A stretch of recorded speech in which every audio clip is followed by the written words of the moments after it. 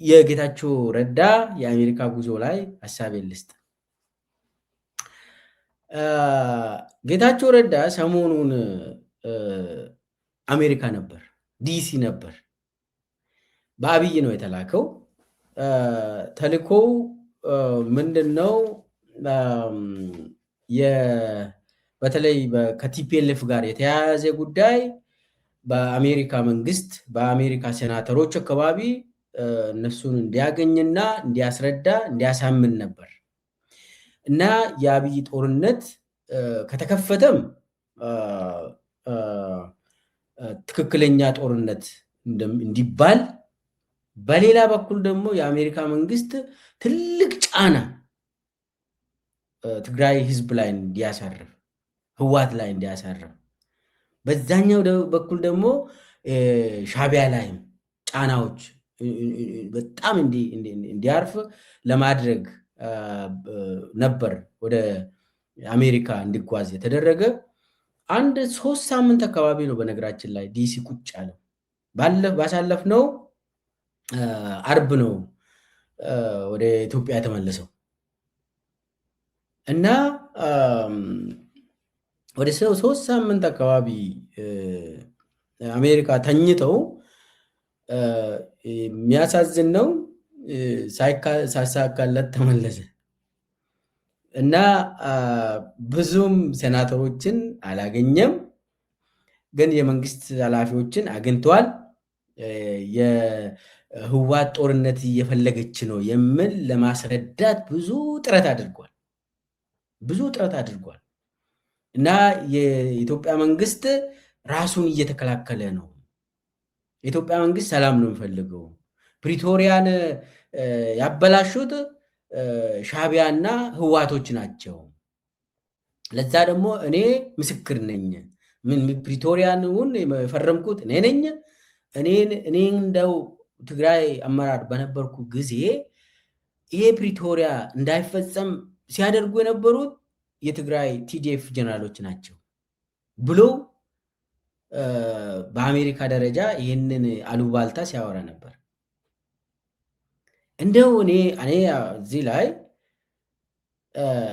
የትግራይ ህዝብ በጦርነት በጣም ተሰቃየ። የ2 ዓመት አስከፊውን ጦርነት አየ የትግራይ ህዝብ። ከዛ በኋላም መልኩን የቀየረ ጦርነት ቀጠለ። ኖቬምበር 2022 ላይ ጦርነቱ ቢቆምም ጦርነቱ አልቆምም፣ መልኩን ቀየረው እንጂ የትግራይ ህዝብ በተለያየ ጦርነት አይነት እንዲሰቃይ ያደረጉ የሳይኮሎጂ ጦርነት ብቻ አይደለም፣ የከበባ ብቻ አይደለም፣ ሰው መድኃኒት እንዳያገኝ እስከ እህል ድረስ እንዲቀጡ ተደረገ የትግራይ ህዝብ። ይሄ የጦርነት አይነት ነው። ስለዚህ ይሄ ደግሞ ትግራይን ጌታቸው ረዳ ሲመራ በነበረበት ጊዜ ጌታቸው ራሱ የሚያውቅ ነገር ነው፣ አዲስ ነገር አይደለም የምናወራው። ስለዚህ አሁንም ጌታቸው ረዳ ትግራይ ህዝብ ላይ ጦርነት እንዲነሳ ይቀሰቅሳል ብሎ ማን ያምናል? ለአብይ ተላላኪ ሆኖ ትግራይ ጦርነት መጀመር አለብህ አብይ አህመድ ብሎ ይለምናል ብሎ ማን አስብ ነበር?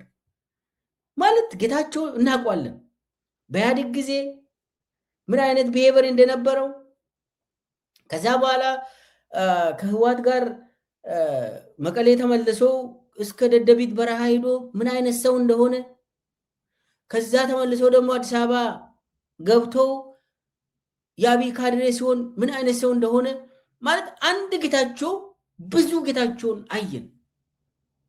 ይለዋወጣል እንደየ ሁኔታው እና አሁን ምናልባት በባለፉት 5-6 ዓመታት ውስጥ 3 ወይ 4 አይነት ጌታቸውን ታያላቸው። ይለዋወጣል። ግን ቢለዋወጥም የትግራይ ህዝብ ላይ እንደዚህ ከአብይ ጋር አብረው ለጦርነት ቅስቀሳ ያደርጋል ብሎ ማንም ሰው አይገምትም። ጭንቅላት ያለ ሰው እንደዚህ አይገምትም። እኔ ጌታቸው ከህወሓት ጋር ብጣላ የኔ ጉዳይ አይደለም፣ ግን ከአብይ ጋር ቆሙ ትግራይ ህዝብ ላይ ጦርነትን ይቀሰቅሳል ብዬ አልገምትም፣ አላስብም። መቼም ብቻውን ብቆም ቆንጆ ነበር። ጌታቸው ብቻውን ቆሞ ከህወሓት ጋር አልስማማም ብሎ ብቆም ምናልባት እኔ ደግፈዋለሁ። ከህወሓት ጋር ነው ብቻውን፣ እዛው ግጭታቸውን መፍታት ይችላሉ። ነገር ግን የአብይ ተላላኪ ሆኖ ጸረ ትግራይ የሆነ ሰው ጋር ሂዶ ትግራይን እንደ ህዝብ አጠፋለሁ ብሎ የሚዝት ሰው ጋር ሆኖ ለሱ ዲፕሎማሲ ለሱ የጦርነት ቅስቀሳ ያደርጋል ተብሎ አይታሰብም። ያሳዝናል። ታሪክ ይጠይቀዋል። ጌታቸው ረዳ ከአብይ ጋር ነው የሚጠየቀው ማለት ነው። ትግራይ ላይ ለሚደርስ ነገር ሁሉ አብይ ብቻ አይደለም የሚጠየቀው። ዛሬ ከአብይ ጋር ፕላን የጦርነት እቅድ የሚያወጡ ሰዎች ሁሉ ይጠየቃሉ። በተለይ ጌታቸው ረዳ ይጠየቃል። ግን የተሳካ ዲፕሎማሲ አልሰራም። አብይን ማንም ሰው አያምንም። በዚህ ሰዓት ማንም ሀገር አያምኑትም። ውሸታም እንደሆነ ይታወቃል። ጦረኛ እንደሆነ ይታወቃል። ከሱ ጋር ውል ገብተ አብይ እንደሚሽር ይታወቃል። የማይታመን ሰው ነው አብይ። ይሄ ደግሞ ዓለም ነው የሚያውቀው። ስለዚህ የጌታቸው ዲፕሎማሲ ዚሮ ነው፣ የትም አይደርስም። ለዛ ነው ብዙ ተቀባይነት አላገኘም። ወሬውን ይቀበላሉ፣ ይታወቃል። የኢትዮጵያ መንግስት የላከውን ልኡካን ቡድን ተብሎ ምንድን ነው ችግራችሁ? አንደኛ ችግራችን ትግራይ ህዝብ ነው፣ ህወሓት ነው፣ ሻዕቢያ ነው ምናምን ልሉ ይችላሉ። እሺ ምን እናድርግ? ጫናው ትንሽ አነሰ፣ እናስ ከበድ በል፣ ሌላስ ጦርነት እንዳይገቡ ከልክሉልን። ለምን? እኛ ስብሰባ ላይ ነን፣ ምክክር ላይ ነን ምናምን። የአብይ ምክክር ይሄ ነው በቃ። አዎ በቃ ብሎ ይሸኛሉ። ግን ሴናተሮችን ብዙ ሴናተሮችን እንዲያገኝ ነበር የታሰበው፣ አልተሳካለትም። ብዙ ሴናተሮችን ሳያገኝ ብዙም ተጽዕኖ እንዲፈጠር ተፈልጎ ነበር። ያ ነገር አልተሳካለትም እና በየጊዜው ይመላለሳል። አሁን በአብዛኛው ጊዜ እዚህ ነበር፣ በአብዛኛው ጊዜ ዲሲ ነበር ኦልሞስት እስከ አርብ ድረስ።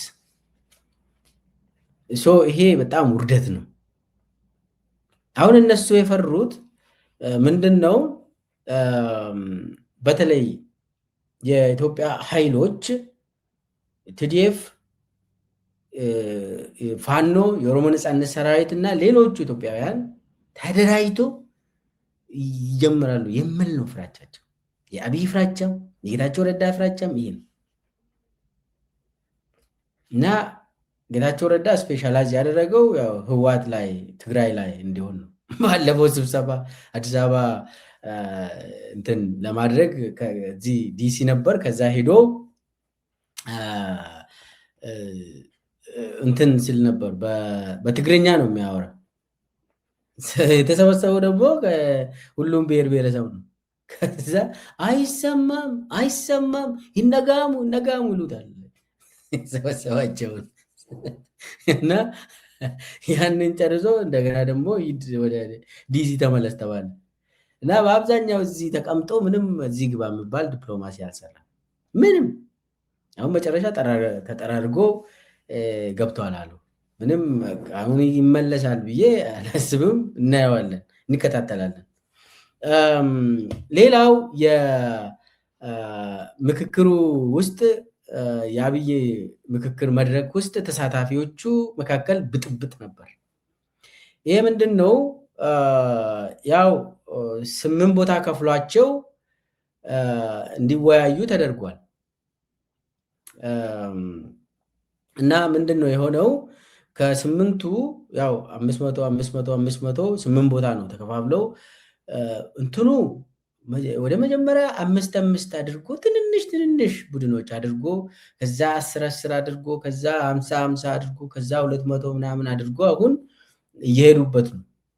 እና እንደዛ የሆነ ወደ በ200 ደረጃ 250 ሲደርስ አንድ ቡድን ላይ ብጥብጥ ተነሳ። ያ ብጥብጥ አይ ቲንክ ያ ብጥብጥ አብዛኛው ከኦሮሚያ እና ከአዲስ አበባ የተወጣጡ ያው የብልጽግና ካድሬዎች ናቸው። ሁለቱ ብጥብጥ በብልጽግና ካድሬዎች መካከል ነው እዚህ ላይ የሆነ እና ሁለቱንም ደግሞ አደራጅቶ ያስገባው አብይ ራሱ ነው። ሁለቱንም ብልጽግና ራሱ አደራጅቶ እዛ ውስጥ ደግሞ ብጥብጥ ተነሳ እና ማኔጅድ የሆነ ብጥብጥ ነው። አሁንም ልብ በሉ። በተለይ የኦሮሚያዎቹን ምንድን ነው የሚሉት? አዲስ አበባ የኦሮሚያ አካል ትሁን እንዲባል እንድሉ አብይ ራሱ ነው የሚነግራቸው። ከዛ በኋላ የአዲስ አበባ ተወላጆች ተብሎ በአብይ ተደራጅቶ የገቡ ደግሞ አይ አዲስ አበባ ከኦሮሚያ ነፃ ትውጣ የሚል አቋም እንዲይዙ እዛ መካከል ግጭት እንዲፈጠር ከዛ የኦሮሚያዎቹ አይ ሙተን እንገኛለን አዲስ አበባ የኦሮሚያ ካልሆነች ምናምን ብሎ እስከ ፉጭት ድረስ ምንድን ነው የተባለው? እንደውም አዲስ አበባ የኦሮሚያ አካል ካልሆነች እኛ ወደ ጫካ እንገባለን ባለ አንዱ እንደዛ አለ። ከዛ ሌላው በፉጭት ምል እንትን ሁሉ ተደረገ። ከዛ የአዲስ አበባ ነፃ አውጪ ግንባር ተብሎ እዛው የተቀመጡ ደግሞ አንገታችን ነው የምንሰጠው፣ አዲስ አበባ ከኦሮሚያ ነፃ ትወጣለች አሜን ተባለ። ግጭቱ በጣም እንዲፋፋም ተደረገ። በኋላ ምንድን ነው የሆነው? ከፈለጋችሁ የአዲስ አበባ ነፃ አውጪ ግንባር ተብሎ የተዋቀሩ አሉ። በነገራችን ላይ ዋናው ሀሳብ የሚያነሱት ኦሮሚያ ላይ ብቻ እንዲያነሱት፣ ከኦሮሚያ የሚመጡ ደግሞ ምን ሀሳብ መግለጽ እንዳለባቸው ሁሉ ይህ ተጠንቶ ተጽፎ የተሰጣቸውን የሚያወሩ እና እንትኑ ደግሞ ዋናው ዓላማቸው ከዛ ወጥቶ ህዝብ መካከል እንዲገባ ነው የሚፈልጉ። ህዝቡ ይህንን ግጭት እንዲሸምት ነው የሚፈልጉት። እና ከዛ በኋላ የብልጽግና ፓርቲ በፍጥነት ስብሰባ አድርገው የራሱ አባላት ስለሆኑ ይህንን የሚበጠብጡት ከዚህ በኋላ አቁሙ ተባለ። አቁሙ፣ ቀጥላችሁ ደግሞ እንደዚህ የምትበጠብጡ ከሆነ እናባራችኋለን ምናምን ብሎ እንትን አደረጉ። አሁን ዋዜማ ሬዲዮ ሁሉ ዘግቦታል። የብልጽግና ፓርቲ በምክክር ጉባኤው ስለሚይዘው አቋም በዝግ ተወያየ የሚል። ይሄ እንግዲህ ምክክሩም የብልጽግና ጉባኤ ነው ወዳጆች። ያው ኮር የተባለው የተጋጨውን ቡድን ነው የሰበሰቡት። የተጋጨውን ትንሽ ከመስመር የወጣ ቡድን ሰብሰብ አድርጎ ከመስመር እንዳትወጡ፣ ነገር ግን እንትኑ ፍትጊያው ይቀጥል ነው የተባሉት። ከዛው የነበሩ ሰዎች ናቸው የሚነግሩ። ብልጽግና ፍትጊያው ይቀጥል ነው የተባለው፣ ነገር ግን ከመስመር እንዳትወጡ። ዋና አብይ የሚፈልገው እዛው ይሄ ፍትጊያው ወደ ህዝብ እንዲሄድ ነው። ወደ ህዝብ ማለት አጨቃጫቂ ሀሳብ ስለሆነ ህዝቡም እንዲጨቃጨቅ ይፈለጋል። ዋናው ይሄ ብሔራዊ ምክክር ምናምን የሚባለው አጀንዳ ዳይቨርሽን ነው። ተናግሬያለሁ። የህዝብን አጀንዳ ዳይቨርት ለማድረግ የተዋቀረ ጉዳይ ነው። የጦርነት መሳሪያ ነው ይሄ ምክክር ራሱ አብይ እንደ መሳሪያ ነው የሚጠቀመው ይሄንን ሰብሰብ አድርጎ። ዋናው መሆን ያለበት በዚህ ሰዓት የኢትዮጵያ ህዝብ ይሄ የብልጽግና ግጭትን መግዛት የለበትም። የኢትዮጵያ ህዝብ ጥያቄ ምንድነው መሆን ያለበት? መጀመሪያ ነፃ መውጣት ያለበት የኢትዮጵያ ህዝብ አጠቃላይ ከአብይ አህመድ ነፃ መውጣት አለበት። ኦሮሚያ ከአብይ አህመድ ነፃ መውጣት አለበት። አዲስ አበባ ከአብይ ነፃ መውጣት አለባት። አማራ፣ ትግራይ፣ ሁሉም ኢትዮጵያ ምድር ከአብይ አህመድ ነፃ መውጣት አለበት። ከዛ ውጪ የሚደረገው ዝም ብሎ እዛ አጀንዳ ሰጥቶ ያንን አጀንዳ ላይ እንድትጋጭ የሚያደርገው አብይ አህመድ ተሳክቷል ማለት ነው። ይህንን አጀንዳ ከገዛ አብይ አህመድ እስካለ ድረስ አዲስ አበባ ከኦሮሚያም ነፃ አትወጣም፣ ኦሮሚያም ከአዲስ አበባ ነፃ አትወጣም፣ ኦሮሚያም ከአብይ አህመድ ነፃ አትወጣም። አብይ አህመድ እስካለ ድረስ ምንም መብት አታገኝም። ምንም የአዲስ አበባ ይሁን ፌዴራሊዝም ይሁን ዩኒተሪ ይሁን ዋጋ የለውም። ሚኒንግለስ ነው። አብይ አህመድ ይህ ወታደራዊ መንግስት ስልጣን ላይ እስካለ ድረስ ምንም መቃብር እንኳን አታገኝም። ይሄ መሬት ይቀርና ይኸውላችሁ አሁን ዛሬ ላይ ሀቁን እንነጋገር ከተባለ በጦርነት ምክንያት ከገጠር ሰው ወደ ትንንሽ ከተማ እየፈለሰ ነው። ትንሽ ገንዘብ ያለው ሰው ገጠር ያለውን ሀብቱን ሽጦ ወደ ትንንሽ ከተማ እየሄደ ነው። ትንንሽ ከተማ ውስጥ የሚኖሩ ሰዎች ደግሞ ቤታቸውን ሽጦ ኤቭሪቲንግ ሽጦ ወደ መካከለኛ ያሉ የዞን ከተማ አካባቢ እየፈለሱ ነው። ዞን ከተማ አካባቢ ያሉ ዜጎች ደግሞ ካላቸው እንትን ሰብሰብ አድርጎ ወደ አዲስ አበባ ዙሪያ እየፈለሱ ነው። ከአዲስ አበባ እምብርት ደግሞ የተፈናቀለ ወደ ታች ወደ አዲስ አበባ ዙሪያ እየወጣ ነው። ስለዚህ ከኢትዮጵያ ክፍሎች ተፈናቅሎ ወደ አዲስ አበባ የመጣና ከአዲስ አበባ ተፈናቅሎ ወደ ዳር የሄደው ተገናኘ ማለት ነው። ይህ ነው የኢትዮጵያ ኑሮ ዛሬ። ኢትዮጵያውያን ሁሉም ተፈናቅሎ ዳር ላይ ተገናኝተዋል። አዲስ አበባ ዳር ዙሪያ ላይ ለምን ገጠር ላይ ለምንድን ነው ከገጠር ሰው የሚፈናቀለው ለምትሉት፣ አንደኛ የአብይ አህመድ የጸረ ሽምቅ ምናምን ውጊያ ስልት ብለው የገጠር ቤቶችን ያቃጥላሉ። ይሄ ካውንተር ኢንሰርጀንሲ ስትራቴጂ ብሎ የያዙት የገጠር ቤቶችን ማቃጠል። ለምን ፋኖና የኦሮሞ ነፃነት ሰራዊት የገጠር ቤቶችን ይጠቀማሉ፣ እዛ ይደበቃሉ። ለዚህ ነው አሁን ፈርቶ ቤትን ያቃጥላሉ፣ ቤተክርስቲያናትን ያቃጥላሉ፣ ሞኖክሳትን ይገላሉ። ይህ ሁሉ የሆነው ጸረ ሽምቅ ውጊያ ስትራቴጂ ነው፣ የአብይ ስትራቴጂ ነው።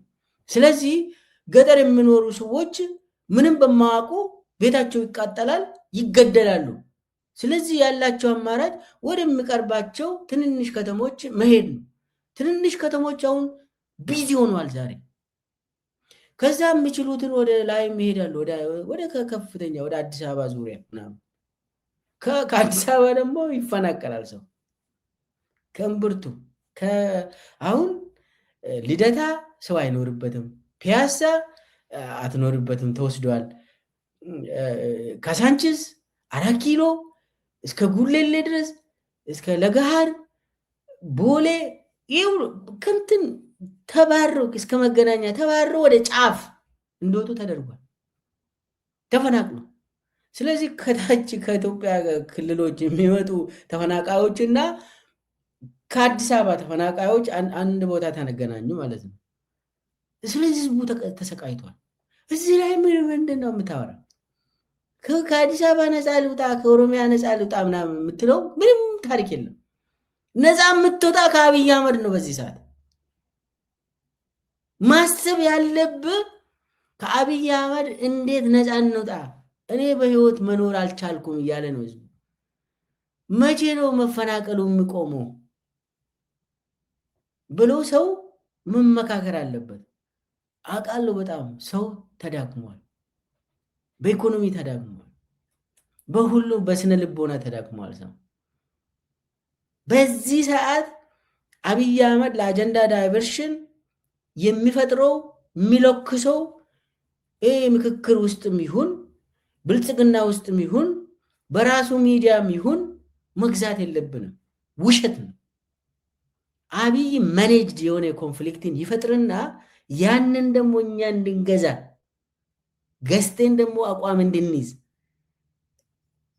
ከዛ የጎንዮሽ ጦርነት እንድንጀምር ይህንን ነው የሚፈልገው አብይ። የለም እንደዛ መባል። የሁሉም ኢትዮጵያውያን ጦርነት ከአንድ ሰው ከአንድ ቡድን ጋር ነው፣ እሱም ከብልጽግና ከአብይ አህመድ ጋር ነው ጦርነት። ኢትዮጵያ ድፍን ኢትዮጵያ ነፃ ካልወጣች ምንድን ነው? ከየት ነው ነፃ የምትወጣ? የለም። ስለዚህ አብይ አውቆ የሚጀምረው ቅድም ብያለሁ፣ የኔጌሽን ነው የሚፈልገው አብይ። በየቦታ ግጭት ያስፈልገዋል አብይ። በራሱ ቤት ውስጥም ግጭት ያነሳል አብይ። ያለ ግጭት አይኖርም። የሱ ጋይዲንግ ገቨርኒንግ ፕሪንሲፕሉ ነው ኔጌሽን የሚባለው። ያጋጫል፣ ሰውን ያጋጫል፣ የራሱን አመራርን ያጋጫል። ራሱ የሰበሰበውን የብልጽግና ምክክር መድረክ ውስጥ ግጭት እንዲኖር ያደርጋል። ያ ደግሞ እንዲሰፋ ይፈልጋል። ሰው አጀንዳው ዳይቨርት እንዲደረግ ይፈልጋል። አጀንዳው ደግሞ የህዝብ አጀንዳ በአሁኑ ሰዓት ትክክለኛው የህዝብ አጀንዳ ምንድን ነው? ከአብይ ነፃ መውጣት ነው። አጠቃላይ አሁን መስፍናሪያ ምንድን ነው ያለ? ባለፈው ዛሬም መግለጫ አውጥተዋል። በባለፈው መግለጫው ከ2000 በላይ የሚሆኑ አጀንዳዎችን ሰበሰብንና ሌሎቹን እንዳሉ ጣልናቸው። 2000 አጀንዳው ምን ነበር ብሎ የሚጠይቀው ሰው የለም። እኔ ከዚህም በፊት ተናግሬያለሁ። የኢትዮጵያ ህዝብ ሲጠይቅ የነበሩ የአብይ አህመድ አገዛዝ ይብቃን ነው፣ ሽግግር መንግስት ነው የምንፈልገው ህዝቡ ብሏል። ሲደመር ሲጨመቅ 2000 መስፈናሪያ ያለው 2000 አጀንዳ ያለው ሲጨመቅ አብይ አህመድ ስርዓት ይፍረስ ይሂድ ነው። ግን ምንድን ነው ያደረገው?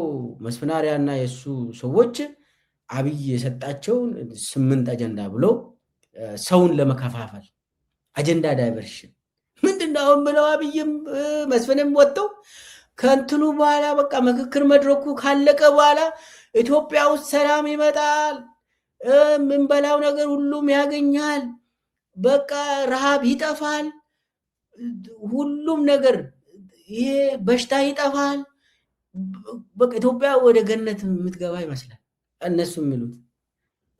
መድረኩ ይሄ ጉባኤው ካለቀ በኋላ ብስራት አለ።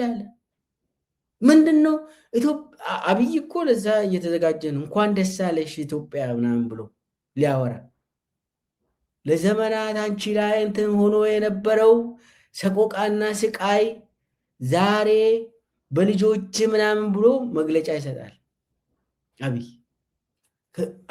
የአብይ አሁንም የአብይ ንግግሮችን በኢቲቪ የሚተላለፉ ካዳመጣችሁ እንትኑ ጉባኤው ካለቀ በኋላ የኢትዮጵያ ሕዝብ የሚበላውን ሙሉ ያገኛል፣ የሚጠጣውን ያገኛል፣ ሰላም ይመለሳል።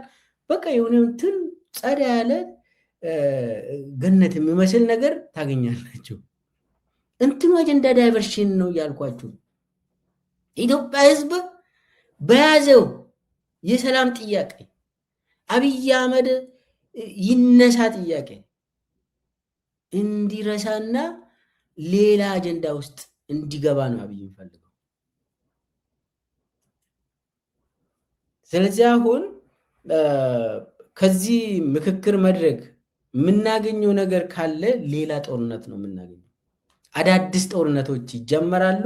የነበሩ ጦርነቶች ደግሞ የባሰ እንትን ያገኛሉ፣ ነዳጅ አግኝቶ ይፈላሉ። በየቦታው አዳዲስ ግንባሮች ይፈጠራሉ። በሶማሌ ክልልም፣ በአፋርም፣ በደቡብ ውስጥም በሁሉም አቅጣጫ አብይ ጦርነትን ይገጥማል። ስለዚህ ከዚህ ምክክር መድረክ የምናገኘው የሰፋ ጦርነትን ነው እንጂ አብይ ደግሞ በጦርነት የሚኖር ሰው ነው። በጦርነት ውስጥ ፕሬዝዳንት ለመባል የሚሮጥ ሰው ነው። ከዛ ውጭ ለኢትዮጵያ ሕዝብ ሰላም አይመለስም። አብይ አህመድ እስካለ ድረስ ሰላም አታገኝም። የአዲስ አበባ ነዋሪ ሆንክ የኦሮሚያ፣ የአማራ ክልል ሆንክ የትግራይ፣ የሲዳማ ክልል ሆንክ የቤንሻንጉል ጉሙዝ፣ ሶማሊያ፣ አፋር፣ ሁሉም ቦታ ሰላም አታገኝም። አብይ አህመድ የሚባል ሰው ቤተ መንግስት እስካለ ድረስ ምንም ህልም የለህም፣ ሰላም የለህም፣ እህል አታገኝም፣ ምንም ነገር አታገኝም። ህልም የለህም፣ ተስፋ የለህም። ተስፋን ያጨለመ አብይ አህመድ ነው። ስለዚህ አብይ የሚያቀርባቸው ከፋፋይ የሆነ አጀንዳዎችን በፍጹም ኢትዮጵያውያን መግዛት የለብን። በፍጹም የኛ የኢትዮጵያውያን ጥያቄ አንድና አንድ ነው። ይህ ስርዓት መገርሰስ ነው። ይህ ስርዓትን መገላገል ነው። የአብይ ስርዓትን መገላገል ቅድሚያ የሚሰጥ ጥያቄ ነው። የሁሉም ኢትዮጵያውያን ጥያቄ ነው። ደግሞ ማንም ሰው መሞትን ምን ቀረ? አሁን ሁሉም አልቆ በየቀኑ ዜናው ስለ ጭፍጨፋ ነው። ከፋፍሎን አዳግሞን መናገር ሁሉ አቃተን እኮ። ዲያስፖራውን እኮ ምን እንዳደረጉት አያችሁ አይደለ? እዚህ ውጭ ሀገር የምንኖር እንደው ዲያስፖራ ምን ሞራል አለ? ያሳዝናል። አንዳንዴ ሐቁም መናገር ያስፈልጋል። የአብይ ክፍፍል እስከ ቤታችን ድረስ መጥቷል በየቦታ። ይህንን ከዚህ እንወጣለን፣ እየወጣን ነው። ደግሞ ምክክሮች እየተካሄዱ ነው። ከዚህ ይሄ ብዙ ሰው ሳያቅ ወጥመድ ውስጥ ገብቷል። ለዛ ነው አጠቃላይ ያዳከመን መጣ። አሁን አብይ የኢትዮጵያ ሕዝብ ተዳክመዋል፣ ከዚህ ምንም አያመጣም። ስለዚህ የተደራጀው የትግራይ ይሄ ሰራዊት ደግሞ በዚህም በዛም ብለን እንትን እናደርጋለን ይላል። አይመስለኝም። የኢትዮጵያ ሕዝብ አልተዳከመም። የኢትዮጵያውያን ልጆች አልተዳከሙ። የተዳከመው የአብይ ስርዓት ነው። ራሱን ያቃል አላቅም ብቻ የአብይ ስርዓት በጣም የመጨረሻ ድክመት ላይ ነው ያለው። ለዛ ነው አጀንዳ ዳይቨርሽን በየቀኑ የሚሰጡን የውስጥ ድካማቸውን ለመሸፈን ምንድን ነው የሚሉት? ይህ እኮ ቀይ ባህርን ሊያመጣልህ ነው ምናምን ይላሉ። አስታውሱ፣ እቺን የቀይ ባህር ጥያቄ አሰብ ጥያቄ መቼ ነው የጀመሩት መሰላቸው? ፋኖ ላይ ጦርነት ሲያውጁ። መለስ ብላችሁ ይዩት። ለምንድን ነው እቺን አሰብ ይውላችሁ ህዋትን አጥፍቼ እመጣለሁ ብሎ ወደ ጦርነት አልገባም አብይ። ያንን አልቻለም። ተዋርዶ ተመለሰ አይደል? ከዛ ተዋርዶ ተመልሶ ደግሞ የአማራ ልዩ ኃይልና ፋኖ ትጥቁን ይፍታ አላለም? ምን ብሎ ያሳምን? ትልቅ አጀንዳ ይዞ መምጣት አለበት አብይ። ምንድን አለ? እኔ አሰብን ላመጣላችሁ ነው ምናምን ብሎ ሰው በህልም እንጀራ እንዲኖር ውሸት የሆነ ደግሞ ከዩኤኢ ጋር የሚቀራረብ ከዩኤኢ ጋር የሚሰሩት ነገር ያንም በነገራችን ላይ ፋኖ ላይ ጦርነት ሲያውጅ የአማራ ክልል ላይ ጦርነት ሲያውጅ አብይ የሱዳኑ የእርስ በርስ ጦርነትም ተጀመረ። አንድ ላይ ነው ያ ነገር የተጀመረው እና አብይ ስለተዋረደ እናም የቀይ ባህር ጥያቄም የዩኤ ጥያቄ ስለሆነ በዚህ ላይ ደግሞ አማራ ህዝብ ላይ ጦርነት ስለታወጀ በሀገር ውስጥ ደግሞ ኢኮኖሚው ዚሮ ስለሆነ በትግራይ ጦርነት ምክንያት ትግራይ ጦርነት ላይ ደግሞ ህወሓት ስላልተሸነፈች አብይ ስለተዋረደ የሆነ አጀንዳ አምጥቶ ማምለጥ አለበት። ያ አጀንዳ ምንድን ነው? አሰብን እመልሳለሁ፣ በእኔ ስር አሰብ ኢትዮጵያ ታገኛለች ብሎ ይህንን አጀንዳ አመጣ። ስለዚህ የአማራ ህዝብ ምናልባት በአብይ አስተሳሰብ እኛን ብትጨፈጭፍም አሰብን ብታመጣልን እንደግፋለን የሚል መስሎት በጣም የህልም እንጀራ የሆነ እና እንትኑ ካልኩሌሽኑ ገብቷቸዋል መሰለኝ። እና እቺን ነው የተጫወተው። ያለ ደግሞ እሱ በሚለው መንገድ አይደለም አሰብን የምናገኝ ከሆነ በዲፕሎማሲ ነው። ከኤርትራውያን ጋር በመነጋገር አሰብን በነፃ መጠቀም እንችል ነበር። አዎ እንችል ነበር፣ እንችላለን። ከኤርትራ ህዝብ ጋር በመነጋገር በሰላማዊ እንትን ምንም እርስ በርስ በመነጋገር በመናበብ እነሱ የሚፈልጉት አለ፣ እኛ የምፈልገው ነገር አለ። በሰላም ሁሉም ነገር ቀላል ነው፣ ይበቃናል። አሰብም መጽዋም ይበቃናል። ያ ደግሞ በመነጋገር የሚመጣ ነገር ነው። በአብይ በሚለው አጀንዳ ዳይቨርሽን አይደለም። አብይ በዛ ነገር ነው አጀንዳው ሙሉ በሙሉ ወደ ውጭ ወሰደና ውስጥ ደግሞ መክተፍ ጀመረ። አማራ ህዝብን፣ ኦሮሞን፣ ትግራይን ደግሞ ከቦ ምናምን። ስለዚህ አብይ ውጊያው ከህዝቡ ጋር ነው። የውጭ ምናምን አጀንዳ ዳይቨርሽኑ እሱን ተው፣ አይችልም። ስለዚህ የአብይ ስልትን በደንብ ማወቅ ያስፈልጋል። አሁን ይሄ በምክክሩ ውስጥም ግጭቶች ምናምን ይቀጥላሉ። መደባደብ ሁሉ ሊመጣ ይችላል።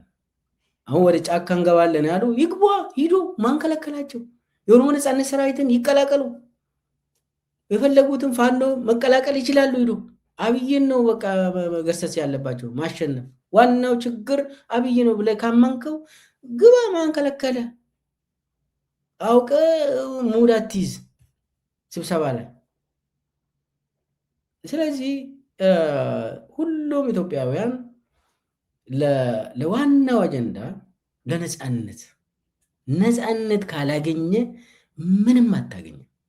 ነፃነት ደግሞ የምታገኘው አብይ አህመድ የሚባልና የእሱን ስርዓት በማሸነፍ ነው።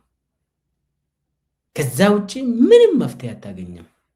ኦሮሞም ሆንክ፣ አማራም ሆንክ፣ ትግራይ ሆንክ፣ ሌላ ኢትዮጵያዊ ሆንክ ምንም መፍትሄ አታገኝም። ግድያው ይቀጥላል፣ ዝርፊያው ይቀጥላል፣ ያንተ መፍረስ መጥፋት ይቀጥላል አብይ አህመድ እስካለ ድረስ። ስለዚህ ስርዓቱን ማሸነፍ ላይ ማነጣጠር ነው እንጂ እሱ የሚያጎርሰን አጀንዳ መብላት የለብንም።